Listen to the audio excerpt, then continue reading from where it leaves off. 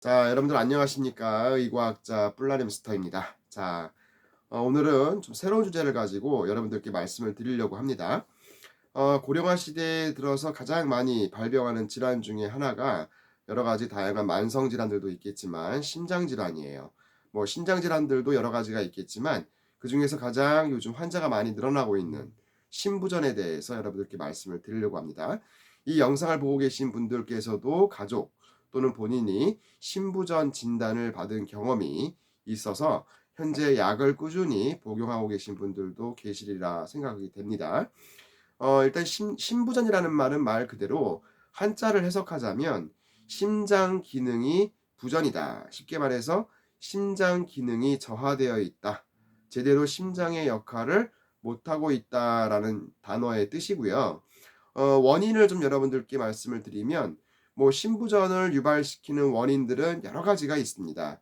뭐 우리가 고혈압이라든가 당뇨와 같은 성인병, 만성질환뿐만이 아니라 또 어떤 선천적인 심장 질환자들, 또 어떤 심장 기능상의 문제를 어떤 원인에 의해서 유발되어서 신부전이 나타나게 되는데 우리나라뿐만이 아니라 전 세계적으로 신부전 환자가 매년 증가하다 보니까 이에 대한 치료법들도 많이 발전을 하고 있습니다.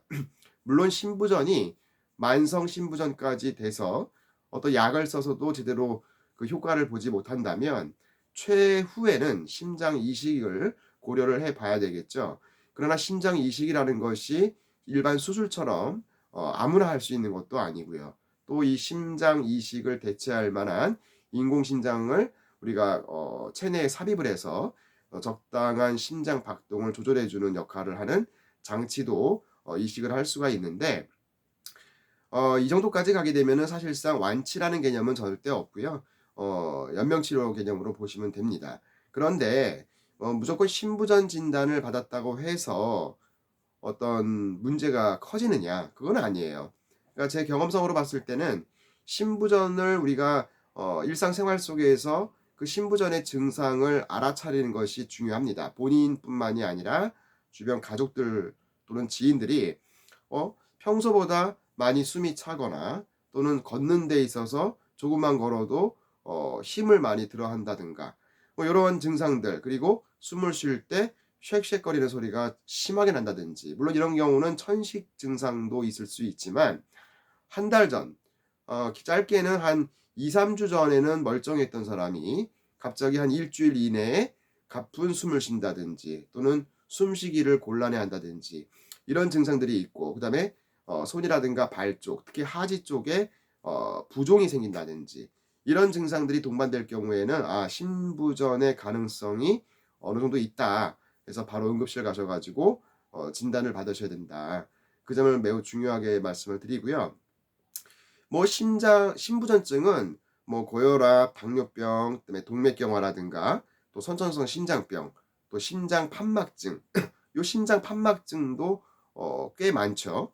그리고 심근증, 심장의 근육이 기능이 떨어진 요런 다양한 심장병 유발 인자들에 의해서 심장 기능들이 저해되는 현상을 일컫는데, 또 최근에 심근경색을 앓았던 환자들에게서도 신부전이 나타날 수가 있습니다. 그런데 이러한 다양한 원인들이 없음에도 불구하고 만약에 나이 든 고령자가 갑자기 신부전 진단을 받았다면 그것은 아마도 고령자들이 많이 가지고 있는 유병, 어떤 그 고혈압이라든가 또 흡연 경력 이런 것들에 의해서 노화가 진행됨에 따라 신부전이 나타날 수 있다. 이 정도로 말씀을 드리고요. 그래서 신부전이라고 하는 것은 결국은 우리 심장에서 펌프 작용을 통해서 혈액을 쫙 짜가지고 온몸에 구석구석 피를 전달을 하죠. 당연히 피 속에는 산소를 가지고 있기 때문에 피가 온 전신에 퍼진다는 얘기는 전신에 산소를 적절하게 공급을 해준다는 얘기입니다. 그런데 신부전, 특히 가장 많은 경우가 좌심실의 기능이 떨어져서 수축하는 작용이 감소가 될 경우에는 신부전 증상이 나타나게 되면서 주로 하지 쪽에 몰려있던 혈액이 상지 쪽으로 원활하게 올라오지가 못합니다. 혈액이라고 하는 것의 구성 성분 중에 수분이 많이 포함이 되어 있기 때문에 하지 쪽에 있는 혈액이 정체가 돼서 상지 쪽으로 올라오지 못할 경우에는 그 수분 자체가 하지 쪽에 많이 분포하게 돼서 부종과 같은 증상이 나타날 수도 있고요. 그리고 좌심실에서 펌핑을 하면서 그 혈액을 모두 다 온몸에 뿜어내야 되는데 어떤 펌핑 작용의 약해짐에 따라서 심실의 피가 고일 수도 있죠. 그렇게 되면은 우리가 폐순환과 체순환 과정을 거치면서 폐에 혈액이 고일 수도 있고요. 또는 물이 고일 수도 있는데 폐에 혈액이 고이는 경우에는 우리가 폐 부종이라고 하기도 하고요. 또 물이 차는 경우에는 폐수종이라고 합니다. 그래서 신부전 진단을 받기 전에 환자에게서 나타나는 대표적인 증상이 다리 부종, 그리고 호흡곤란 증상, 그리고 병원에 가서 응급실에 가서 혈액 검사와 엑스레이를 하게 되면 나타나는 것이 바로 폐에 물이 찼다. 이렇게 말을 듣게 됩니다. 그래서 폐에 물이 차게 되면 일단은 급한 거잖아요. 폐에 물이 계속 고여 있기 때문에 원활하게 산소를 받아들일 수 있는 공간이 부족해지는 겁니다. 우리가 이 폐 교환이라고 하는 것이 뭐예요? 산소를 들이마셔서 이산화탄소를 내뿜는 과정인데 폐에 그 물이 많이 차게 되면은 그만큼 산소를 들이마실 공간이 부족해지는 거죠. 그러다 보니까 전신에 산소 공급이 원활하지 않게 돼서 숨을 쉬기가 힘들어지는 겁니다. 그러다 보니까 대체적으로 가장 응급실에서 많이 하는 처치는 우선 이뇨제를 써서 소변을 많이 보게 하는 거예요. 이뇨제라는 거, 소변을 많이 배출을 하게 되면 폐 속에 있는 물 또는 체액들이 잘 빠져나오게 되겠죠. 그렇게 되면 다시 폐에 물이 찼던 것이 없어지고 또 하지 쪽에 몰려있던 수분들이 많이 빠지게 되기 때문에 심장 기능이 조금씩 돌아오면서 호흡곤란도 사라지게 되는 것입니다. 그런데 이것이 한 번 했다고 해서 완전히 다 끝나는 것이냐? 그건 아니에요. 이미 심부전이라고 하는 증상 자체가 심장의 펌프 작용이 약해져 있단 말이에요. 원인이 뭐든지 간에. 그렇기 때문에 언젠가 재발될 수가 있죠. 그래서 이를 위해서 여러 가지 치료법들을 이제 강구하게 되는데 오늘 여러분들께는 뭐 아주 복잡한 의학 용어를 말씀드리진 않고 누구나 남녀노소 누구나 잘 들을 수 있도록 설명을 아주 간단하게 하려고 합니다. 그래서 이뇨제를 쓰는 것이 가장 대표적인 심부전의 응급 처방이에요. 그래서 응급실에서 긴급하게 검사를 통해서 하고 그다음에 이뇨제를 처방을 해서 정맥 주사로 놓고 그다음에 조금 시간이 필요하다 싶으면은 입원을 하게 됩니다. 입원을 해서도 물론 먹는 약도 먹겠지만은 대표적으로 정맥 주사를 통해서 이뇨제를 넣어서 소변을 계속 배출을 하게 됩니다. 물론 소변줄을 꽂게 되죠.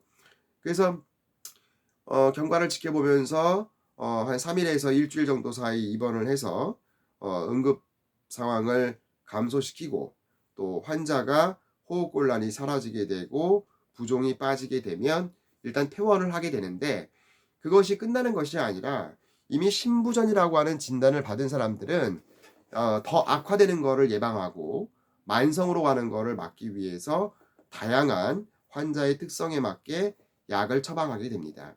대표적인 약이 고혈압 약인데요. 고혈압 약 같은 경우에는 혈압을 낮춰주는 역할을 하기 위해서 나온 약이지만 이것이 혈압 자체가 심부전의 원인이 되기 때문에 혈압도 낮추고 또 심장의 기능을 보호해주고 예방해주는 역할을 하는 것으로 알려져 있어서 여러 가지 고혈압 약제를 쓰기도 하죠. 또 최근에는 당뇨병 약이 혈당을 감소시키는 역할을 하기도 하지만 이 당뇨병 약들 중에서 다양한 종류들이 있는데 이 당뇨병 약들이 심부전을 치료하고 예방하는 효과까지 있는 것이 검증이 됨으로 해서 당뇨병 약이라든가 고혈압 약, 이뇨제 이 세 가지를 기본으로 처방을 하게 됩니다. 그래서 이 약을 평생 먹는 거예요. 물론 나이가 젊은 사람들은 평생 먹어야 되기 때문에 먹는 복용에 대한 부담감은 있지만 고령자일수록 더 생존율을 높이기 위해서 그 약을 먹으면 됩니다. 근데 문제는 뭐냐면 환자들이 받아들이는 어떤 느낌이에요. 자기는 아무것도 몰랐다가 갑자기 호흡곤란으로 응급실에 갔는데 심부전 진단을 받았다. 그럼 꽤 충격이죠. 물론 가족들도 충격이고요. 그러나 정신을 차려야 됩니다. 정신을. 환자뿐만이 아니라 가족들도 정신을 차려야 돼요. 응급실에 가기 전에 보통 119를 부르게 되면 119에서 가장 먼저 하는 것이 산소 포화도를 측정을 하게 됩니다. 산소 포화도가 보통 한 70%대까지 떨어져 있어요. 그러니까 심부전 증상이 급성으로 나타난 경우에는 산소 포화도가 80%를 넘기기가 힘들어요. 보통 한 70%대 초반에서 중반까지 머물러 있기 때문에 산소 포화도가 60%대로 떨어지게 되면은 어려워지거든요. 더 호흡곤란이 심해지고 심할 경우에는 의식까지 잃어버리게 됩니다. 여러분들 그거 생각하시면 돼요. 우리 고산병이라는 거 알고 있죠? 높은 알래스카 어디죠? 그 등반하는 사람들 히말라야 같은 데 가면은 고산병 걸리지 않습니까? 그래서 아주 그 히말라야 산의 정상에 올라가게 되면 거의 산소 포화도가 50%대까지도 떨어지는 경우가 있거든요. 그래서 산소 마스크를 쓰고 등반을 하지 않습니까? 그처럼 고산병이라고 생각을 하시면 돼요. 그래서 이걸 냅두면 방치를 하게 되면은 점점 산소 포화도가 떨어져서 급성으로 악화가 되면서 의식 저하가 되고 의식을 잃어버리게 되면 예후가 안 좋기 때문에 이걸 딱 감지한 순간 바로 119를 불러서 응급실에 가셔야 됩니다. 그래서 기본적으로 산소 치료를 통해서 산소 포화도를 95% 이상까지 끌어올리는 거. 그다음에 이뇨제, 그다음에 고혈압약입니다. 그런데 그 환자들 중에는 이미 고혈압을 가지고 있어서 고혈압약을 복용하고 계신 분이 계실 거예요. 근데 이 신부전을 치료하는 고혈압약은 또 따로 있기 때문에 그 아마 의사 처방에 따라서 기존에 복용하고 있던 고혈압약이 아니라 다른 고혈압약으로 대체할 수도 있습니다. 그래서 이렇게 해서 어쨌든 응급 상황을 면하고 입원을 해서 퇴원을 한 다음에는 정말로 관리를 잘 해야 되는데 오늘은 이제 개론적으로 여러분들께 말씀을 드리고 다음 영상서부터는 좀 하나하나 구체적으로 자세하게 설명을 드리려고 합니다. 그래서 일단 퇴원을 하게 되면 뭘 해야 되느냐? 일단은 식단 관리를 먼저 해야 돼요. 식단 관리는 뭘 해야 되느냐? 뭘 먹지 마라. 암 환자들처럼 지방이 많은 거를 먹지 마라, 먹지 마라 하는데 신부전 환자들한테는 가장 중요한 것이 저염식입니다. 그러니까 나트륨 성분이 너무 많아도 문제가 되고 너무 적어도 문제가 되지만 대체적으로 신부전 환자가 응급실에 내원해서 긴급 혈액 검사를 받게 되면 나트륨 수치가 상당히 떨어져 있습니다. 근데 이 나트륨 수치는 나트륨 이온이라고 하는 것은 칼륨 이온과 함께 심장 박동에 중요한 역할을 하기 때문에 나트륨 이온이 많이 떨어져 있으면 전해질 불균형도 나타나게 되고요. 그리고 예후가 안 좋습니다. 그래서 나트륨을 끌어올리는 그런 치료도 같이 병행을 하게 되죠. 그래서 긴박하게 입원을 통해 가지고 응급 상황을 대처를 하게 되면 호흡곤란도 사라지게 되고 문제가 없이 퇴원을 하게 되는데 사람들이 참 그게 그거예요. 당장 호흡곤란이 있고 막 그럴 때는 무섭거든. 그래서 응급실에 갑니다. 그래서 일단은 입원을 해서 퇴원을 해요. 그럼 이제 살만하거든요. 호흡곤란도 좀 사라지고 부종도 빠지고 멀쩡하단 말이야 나는 느끼기에. 그럴 경우에 인제 사람들이 '아 인제 괜찮겠지.' 하면서 처방받은 약도 하루 이틀 걸러내고 위가 아파서 거르고 목가 바빠서 거르고 이 약을 거르는 빈도가 높아진단 말이에요. 그리고 저염식을 먹으라는 얘기는 꼭 신부전 환자뿐만이 아니라 고혈압, 당뇨, 현대병, 암 포함해 가지고 모든 사람들이 저염식을 먹으면 좋아요. 근데 우리 입맛이 한국 음식이 맵고 짜고 단 거에 익숙해져 있기 때문에 마치 그걸 안 먹으면 '뭘 먹은 것 같지가 않다.' 이런 생각이 드는 거죠. 그런데 한국 음식이 솔직히 저도 한국인이고 여러분들도 한국인이지만 한국 음식이 건강에 좋은 것이 아닙니다. 맵고 짜고 달고 특히 젓갈류 참 맛있죠. 이건 나트륨 덩어리야. 고혈압 환자라든가 심장질환 환자가 먹으면은 독이 되는 거거든요. 자살행위예요. 그래서 항상 어떤 음식을 먹을 때 또 물건을 살 때 음식을 살 때 봉지의 나트륨 함량이 얼마인가. 그래서 이 신부전 환자들은 일반 사람들은 하루에 나트륨을 10g 이내로 먹어라 이렇게 정해져 있지만 신부전 환자들은 5g 이하로 정해져 있습니다. 그런데 저 같은 경우는 개인적으로 경험상 하루에 한 3에서 5g 이하까지 먹는 것이 좋다. 더 적게 먹으면은 또 안 되죠. 나트륨이 우리 몸에서 너무 또 낮아지기 때문에. 그러니까 그거는 우리가 어떤 음식 봉지에 들어가 있는 나트륨 함량을 통해서 보면 됩니다. 참고로 우리 간편식으로 나온 미역국이 있습니다. 간편식으로 나온 미역국 데펴 먹는 게 있는데 대체적으로 브랜드마다 다르지만 평균을 내 보니까 한 1650mg이 들어가 있더라고요. 나트륨이. 미역국에. 소고기 미역국에. 그렇다면은 1.65g이거든요. 그러니까 한 끼에 미역국에 밥을 말아 먹으면 1.65g을 먹은 거고 거기다가 뭐 밑반찬을 먹는다든지 그렇게 할 경우에는 충분히 2.5g 정도까지 한 끼에 먹을 수 있다는 얘기예요. 그러면은 하루에 3끼를 먹는다고 치면 7.5g이 되니까 신부전 환자의 경우에 5g 이하로 먹어라라는 그 규칙을 어기게 되는 것이죠. 그렇기 때문에 하루에 국이 들어가 있는 음식은 한 끼만 먹든지 안 먹든지 그게 제일 좋은 방법이고요. 뭐 미역국뿐만이 아니라 모든 한국의 국 종류에는 소금이 들어가기 때문에 그 소금 염분 섭취를 주의해야 된다. 그리고 염분 섭취를 줄이게 되면 당연히 고혈압도 감소시킬 수가 있는 것이죠. 그래서 중요한 것은 퇴원해서 저염식을 먹어야 된다는 거. 그리고 단백질 섭취를 많이 해야 되는데 주로 고기에 들어가 있는 동물성 단백질보다는 두부라든가 콩과 같은 식물성 단백질을 섭취하는 것이 좋다. 오히려 심장에 덜 부담이 가게 된다. 그러니까 이렇게 하면은 갑자기 안 먹던 거를 먹으려고 하니까 확 짜증이 나거든요. 가뜩이나 신부전 환자들은 피곤한데 그 피곤한데 고기를 좀 먹고 싶은데 고기를 아예 먹지 말라는 얘기는 아니에요. 그런데 중요한 것은 단백질 섭취를 목적으로 하기 위해서는 식물성 단백질과 가금류는 괜찮습니다. 그리고 생선에 들어가 있는 단백질, 뭐 고등어라든가 연어, 특히 연어가 좋습니다. 연어는 아주 신부전 환자뿐만이 아니라 모든 사람들한테 좋은 어류죠. 그래서 연어도 좋고요. 이렇게 해서 단백질 섭취를 줄이면서 단백질 섭취를 늘리면서 염분을 줄여야 된다는 얘기죠. 그래서 저는 놀란 게 뭐냐면 여러분들 두유 있잖아요. 두유. 마트에서 파는 두유. 여러 가지 두유들이 있는데 뭐 고칼슘 두유라든가 맛이 좋은 두유라든가 여러 가지가 있는데요.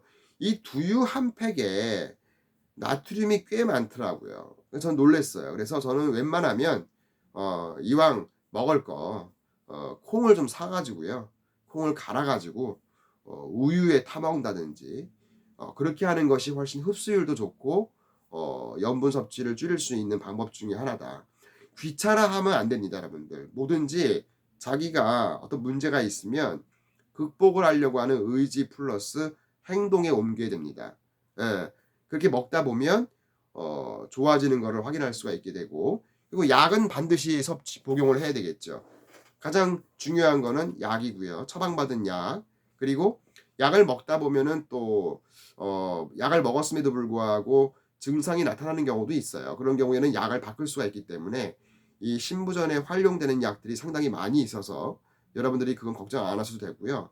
중요한 거는 60세에 신부전을 발병을 해 가지고 현재 80세까지 살고 있는 분들도 계시고요. 그리고 60살에 신부전 진단을 받을 때는 그 좌심실의 기능 부재로 인해서 한 20% 정도밖에 기능을 못했던 것이 지금은 정상적으로 기능을 하는 걸로 바뀐 경우도 있습니다. 그래서 중요한 것은 암이 아니기 때문에 뭐 언론에 보면은 뭐 대장암보다도 뭐 예후가 안 좋다 이렇게 많이 나오는데 그건 그냥 기사로 받아들이시고요. 사람마다 다르고 어떻게 관리하느냐에 따라 달라지는 겁니다.